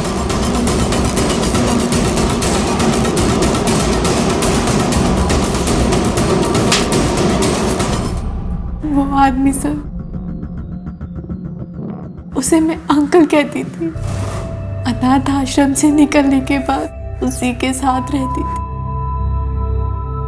धंधा करवाता था सर जबरदस्ती मुझसे, इसीलिए मैं 18 साल की उम्र में उसके यहाँ से भाग गई। अपना नाम, अपनी पहचान सब बदल दी मैंने। बहुत मुश्किलें झेली मैंने। फिर काम की तलाश में बैंड्रा के एक सैलून में जा पहुंची। कविता, ध्यान से देखना, मैं जो स्टेप बता रही हूँ।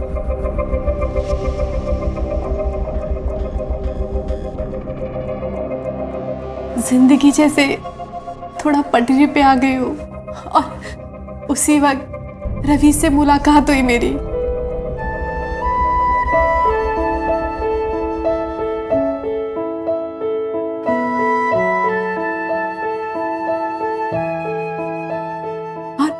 हम दोनों ने शादी कर ली। कामले कब मिला तुम्हें? शादी के पहले या शादी के बाद? शादी से पहले। रवीश अपनी जॉब को लेकर बहुत डेस्परेट थे, जो कि उन्हें मिल नहीं रही थी। इसीलिए इतने सालों बाद मैं तामले से मिली। तामले साहब, अगर आप रवीश की कोई जॉब लगवा देते हो, बड़ी मेहरबानी होती है आपकी।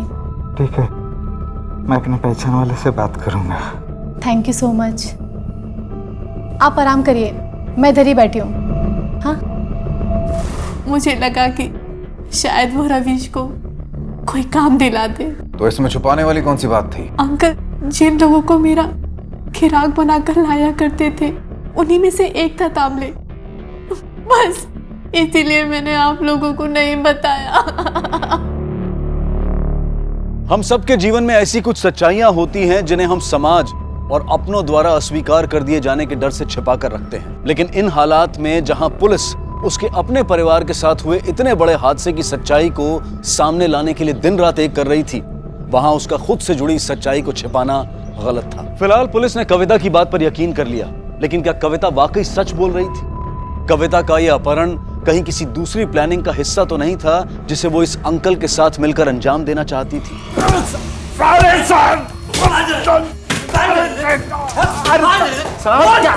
उठ उठ उठ उठ उठ साले, बोलना शुरू कर, हड्डियां तोड़ दूंगा तेरी मैं। बोल। आपको जो करना है कर लो, बेल तो मुझे मिल जाएगी। इस बार तुझे बेल नहीं मिलेगी, क्योंकि अपनी औकात से बड़ा हाथ मार लिया है तूने। जब कविता की किडनैपिंग के साथ साथ 3 मर्डर के चार्ज लगेंगे ना तुझ पे, तो मुंबई का कोई लॉयर तुझे बेल नहीं दिला पाएगा। मर्डर? सर मैंने कोई मर्डर नहीं किया है। रवीश को उसके साथ तो मैं जाने की हिम्मत ही नहीं करता, तो उसके सामने तो मैं उसका खून कैसा करूंगा? क्यों, ऐसा क्या किया था उसने तेरे साथ? मैंने किया क्या?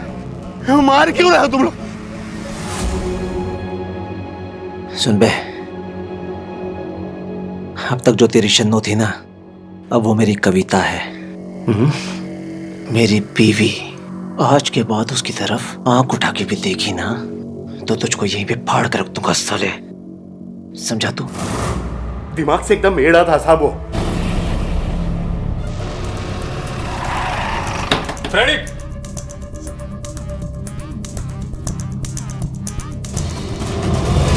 अंदर जाएगा। Yes sir.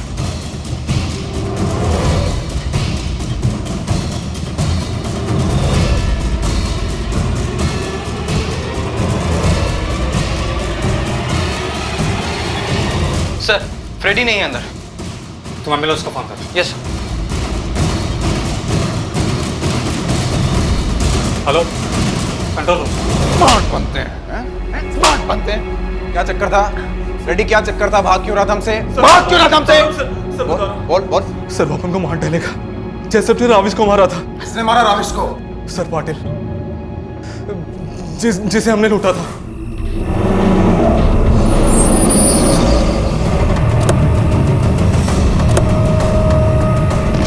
कौन है तुम? कौन रविश छोड़ बैग मेरा, बैग छोड़। रुका, सर पाटिल मेरे और मेरे दोस्तों के साथ बहुत दिनों से पीछे लगा था। मेरा एक जो फ्रेंड था जो इस सब रॉबरी में शामिल था, पाटिल ने सर उसे ढूंढ निकाला। इस फ्रेडी की तरह। सर मुझे नहीं पता सर, सर मुझे नहीं पता। तेरा बॉस नहीं पता सर, मुझे नहीं पता। किधर है फ्रेडी? सर उसकी टांगे तक तोड़ दी उसने। मतलब तुम्हारी इस लूट में राविश भी शामिल था? नहीं सर, राविश हमारे साथ लूट में शामिल नहीं था सर। मैंने उसे ऑफर भी किया था लेकिन उसने मना कर दिया। रविश मेरी बात तो सुन भाई। रविश क्या कर रहा है? तो लास्ट टाइम क्यों बैकआउट कर रहा है? तुझे पता ना पैसों की कितनी जरूरत है। मैं जानता हूँ यार, मुझे पैसों की बहुत जरूरत है, लेकिन मैं कविता को प्रॉमिस कर चुका हूँ यार कि मैं आगे से कोई गलत काम नहीं करूंगा, और मैं उसका प्रॉमिस तोड़ नहीं सकता। भाई प्लीज यार लास्ट टाइम कर देना, इसके बाद मैं बिल्कुल नहीं बोलूंगा तुझे, पक्का प्रॉमिस। रविश सॉरी यार।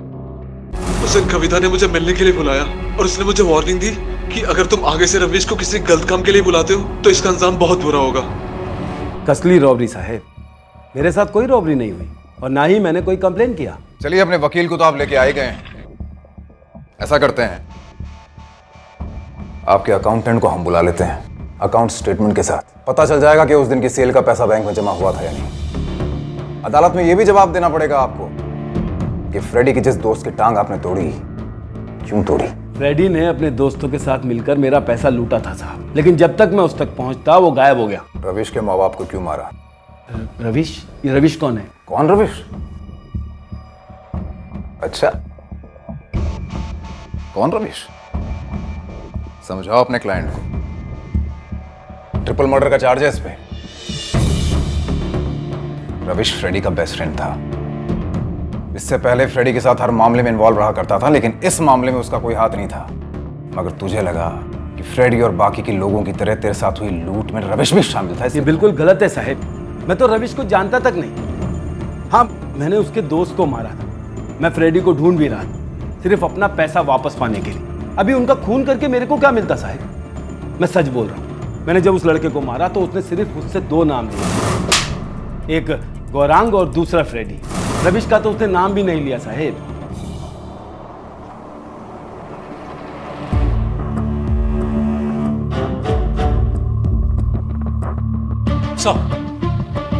गौरांग और उस ग्रुप के सभी लड़कों से बात की सर, उनमें से किसी ने भी पाटिल को रविश का नाम नहीं बताया था, और पाटिल और उसके आदमियों के बारे में भी पता किया सर। जिस रात वो मर्डर हुए थे उस रात तो उस एरिया के आसपास उनमें से कोई भी नहीं था। लेकिन क्या? लेकिन सर लूट की वारदात के 2 दिन बाद पाटिल चारकोप में ही था, रविश के ही एरिया में।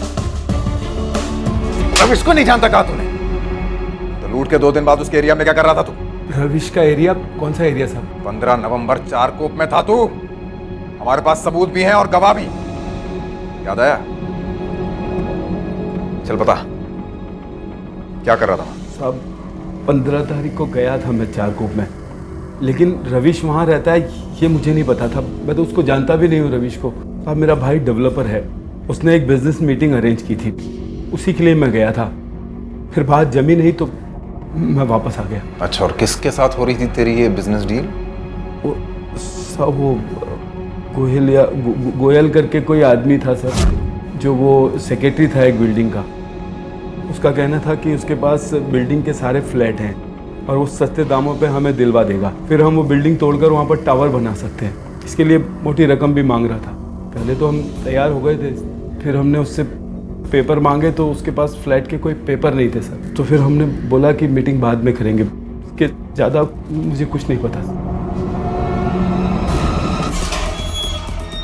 सर लगता है पाटिल झूठ बोल रहा है। बिजनेस डील के लिए ठीक रविश के एरिया में ही उसी की बिल्डिंग में जाना काफ़ी बड़ा इत्तेफाक लगता है, जो कि पॉसिबल नहीं लगता। फिलहाल तो मुझे इसकी यही बात ठीक लग रही है कि अगर इसने दूसरे लड़के की सिर्फ टांग तोड़ के उसे छोड़ दिया तो रविश को क्यों मारेगा, और साथ में उसके माँ बाप को भी। और रविश के दोस्त भी कह रहे हैं कि उन्होंने रविश का नाम नहीं लिया, इसलिए इसकी पॉसिबिलिटी तो थोड़ी कम है। अभी तो गोयल से मिलते हैं चल के, पता तो चले कि पाटिल की डील वाली बात कितनी सच्ची है। इसे पहचानते हैं, हमारे लॉकअप में है इस वक्त, रविश और उसके माँ बाप के खून के सिलसिले में। एक कहानी सुनाई है इसने और उसमें आपका जिक्र है। कुछ कहना चाहेंगे इस बारे में?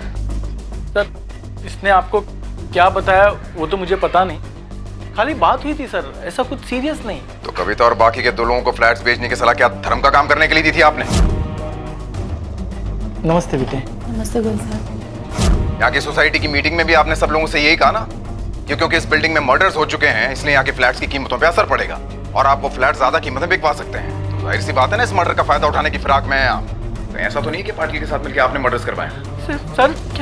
सर मैं बहुत शरीफ आदमी हूँ, ये कत्ल वत्ल के बारे में तो सोच भी नहीं सकता हूँ सर मैं।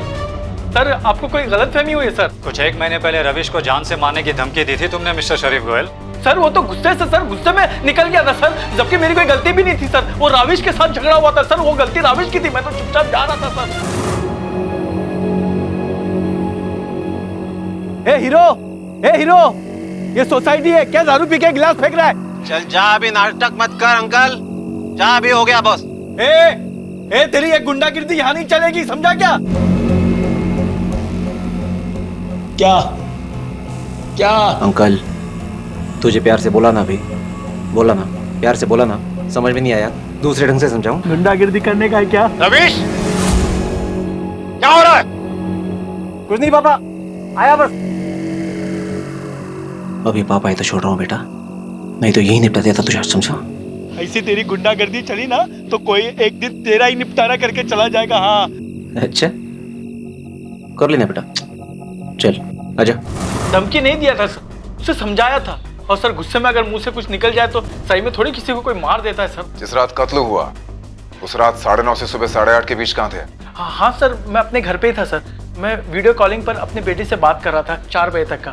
उसके बाद एक साइड पे जाके 3 पत्ती खेल रहा था। आप चाहे तो चेक कर सकते हैं सर। कंप्यूटर कहाँ है आपका?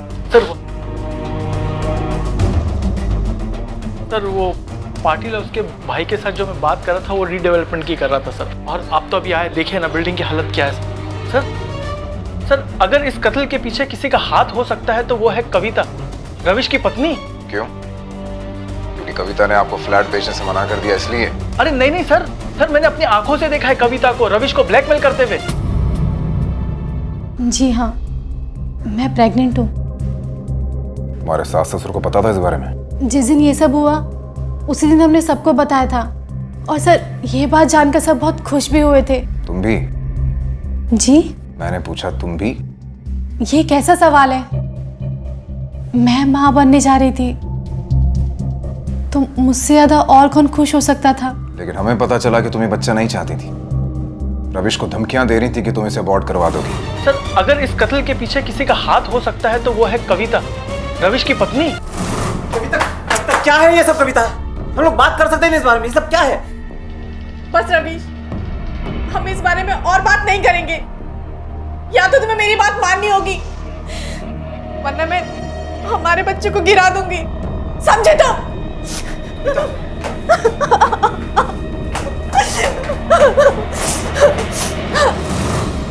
हाँ सर, मैंने रवि से ऐसा कहा था क्योंकि वो और उसके दोस्त मिलकर कुछ प्लानिंग कर रहे थे। सर मुझे नहीं पता क्या प्लानिंग कर रहे थे, पर कुछ तो गलत कर रहे थे। और सर मैं नहीं चाहती थी कि रविश ऐसा कुछ गलत करे, इसलिए मैंने रविश को धमकी दी थी अगर उसने कुछ गलत कदम उठाया तो मैं बच्चा गिरा दूंगी।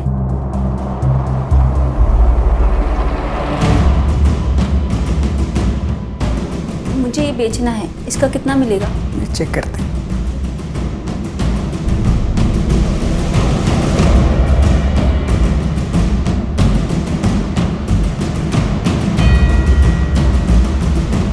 इसको वजन करो, देखो कितना है। Hello police station.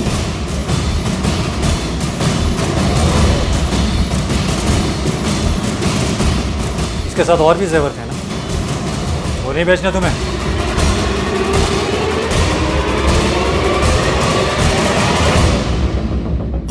ये सब मैंने नहीं चुराया साहब, मैं सच्ची बोलती है, मैंने कुछ भी नहीं किया है।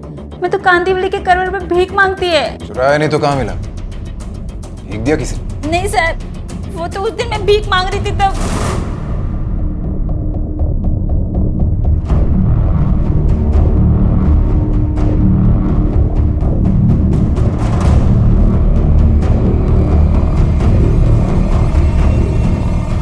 जिस औरत ने ये बैग फेंका उसे पहचान सकती हो? नहीं सर, मैं उसका चेहरा नहीं देख पाई सर। लेके जाओ उसे।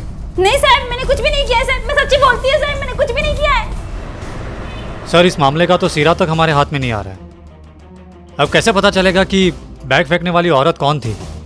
हो सकता है कि सर वो कविता ही हो। बिल्कुल हो सकता है। वॉचमैन ने हमें ये बताया कि उस रात बाहर से कोई भी अंदर नहीं आया और ना ही उसने कोई आवाज सुनी। इससे यही लगता है कि वो जो कोई भी है बिल्डिंग के अंदर का ही आदमी, वरना शर्माज ना तो इतनी रात उसके लिए दरवाजा खोलते और ना ही उसका दिया हुआ कुछ खाते। एक काम करो, उस बिल्डिंग के हर आदमी और फैमिली का सेल लोकेशन निकलवाओ जिसका रविश और उसके माँ बाप से कोई संबंध है, और ये भी पता लगाने की कोशिश करो कि वो बैग फेंकने वाले इंसिडेंट के वक्त मंदिर के आसपास कौन था। और एक काम करो, एक टीम को कविता के एरिया में भेजो और सारे मेडिकल स्टोर से ये पता लगाने की कोशिश करो कि जो सेडेटिव्स हमें विक्टिम्स की बॉडी से मिले थे, क्या वो कविता की बिल्डिंग से खरीदे थे किसी। अब तक सामने आई हर बड़ी छोटी पहेली को हल करने के बाद ये पहली बड़ी कामयाबी थी जो इन्वेस्टिगेटिंग टीम के हाथ लगी थी। उन्होंने रवीश और उसके परिवार की हत्या के बाद उनके घर से लूटे गए जेवर बरामद कर लिए थे। हालांकि ये एक बड़ी उपलब्धि थी, लेकिन फिर भी इससे इस केस को सॉल्व करने में कोई खास मदद नहीं मिल पाई, क्योंकि जिस औरत से गहने बरामद किए गए थे उस औरत ने उस महिला का चेहरा नहीं देखा था जिसने इन्हें फेंका था। पिछली हर बार की तरह इन्वेस्टिगेटिंग टीम फिर से एक बार खाली हाथ खड़ी थी, बिना किसी सबूत के, बिना किसी क्लू के। लेकिन ये एक सोच थी, या यूं कहिए कि पुलिस की एक गट फीलिंग थी कि इस घटना को अंजाम देने वाला कोई बाहरी व्यक्ति नहीं बल्कि उसी बिल्डिंग का कोई है। या तो वो रवीश और उसके परिवार का कोई अपना है या फिर उनका कोई बहुत करीबी। और पुलिस की ये फीलिंग सही साबित हुई और जो चेहरा सामने आया उसने सबको चौंका दिया। सर, कॉल रिकॉर्ड की डिटेल्स आ गई है।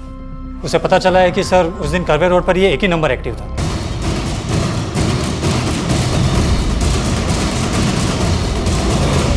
सीधा सवाल करता हूं, सीधा जवाब देना। रविश और उसके माँ बाप को क्यों मारा? मैंने मारा? क्या बोल रहे हैं आप? झूठ मत बोलो। 17 तारीख को एक औरत ने रविश के घर से लूटी कैश और ज्वेलरी कांदीवली के गणेश मंदिर के पास पड़े डस्टबिन में फेंक दी थी। जो वहां बैठी भिखारन ने देख लिया, मगर वो उस औरत का चेहरा नहीं देख पाई। हमें वो बरामद हुआ है। ये तुम्हारे फोन रिकॉर्ड से भी ये पता चलता है कि जिस वक्त वारदात हुई तुम्हारा फोन गणेश मंदिर के आसपास था, मतलब ऑब्वियसली तुम वहां थी। सब मेरे फोन की लोकेशन मंदिर? सर मैं मंदिर से 3 दिन जाती हूँ वीक में। सर मैंने कुछ भी नहीं किया है। और दूसरा सबूत, ये नशीली दवा तुम लेती हो? हाँ। यही नशीली दवा रविश और उसके माँ बाप के ब्लड में मिली है। एंटी डिप्रेसेंट है ना ये। तुम्हारे डॉक्टर ने प्रिस्क्राइब की थी ना तुम्हें ये, और कत्ल के 2 दिन पहले तुमने इसी एरिया के मेडिकल स्टोर से खरीदी थी ये। सच है कि नहीं? सर मैं मानती हूँ, मैं डिप्रेशन की दवाइयाँ लेती हूँ, वेडनेसडे थर्सडे फ्राइडे मंदिर भी जाती हूँ, पर सर मैंने रविश को नहीं मारा। सर मैंने किसी को भी नहीं मारा। लेकिन 17 नवंबर को ना वेंसडे था, ना थर्सडे था, ना फ्राइडे था, फिर भी तुम गई थी, जो कि तुम नहीं जाती हो। जाहिर है ना कि तुम भगवान के दर्शन करने नहीं गई थी, अपने पाप धोने गई थी वहां। इसीलिए लेने आए तुम्हें। ये क्या उसे? एक मिनट सर, उस दिन मंडे था और मैं मंडे को मंदिर नहीं जाती हूँ, मैं घर पर ही थी और मेरा फोन।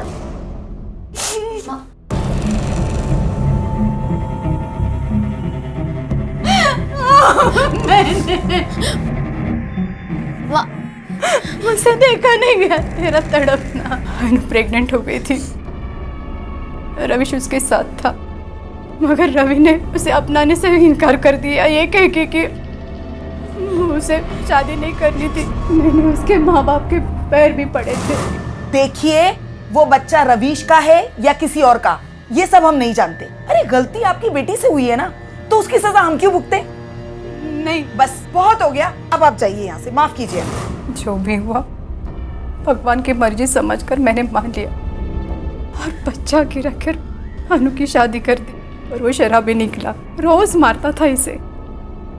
और उस दिन अनु, क्या हुआ बेटा?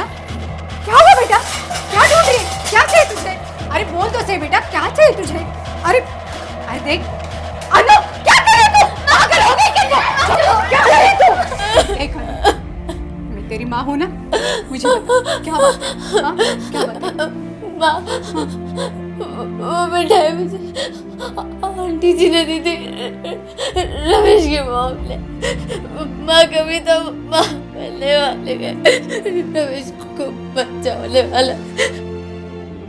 घर में सारे लोग बहुत खुश थे, पर माँ ये खुशियाँ तो मैं भी दे सकती थी उस घर को।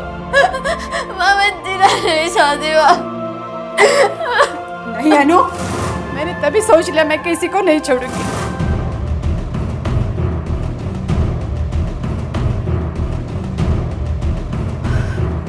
बहन जी, गर्मा गर्म खीर लाई हूँ। अरे वो किस खुशी में भाई? अरे आपके घर में नया मेहमान जो आने वाला है।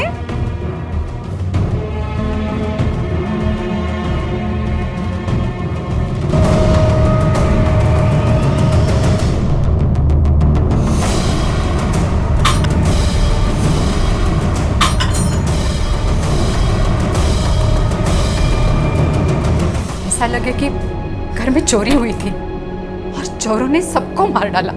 सारी चीजें मैंने बिखेर दी थी और पैसे जेवर सब निकाल लिए थे मैंने वहां से।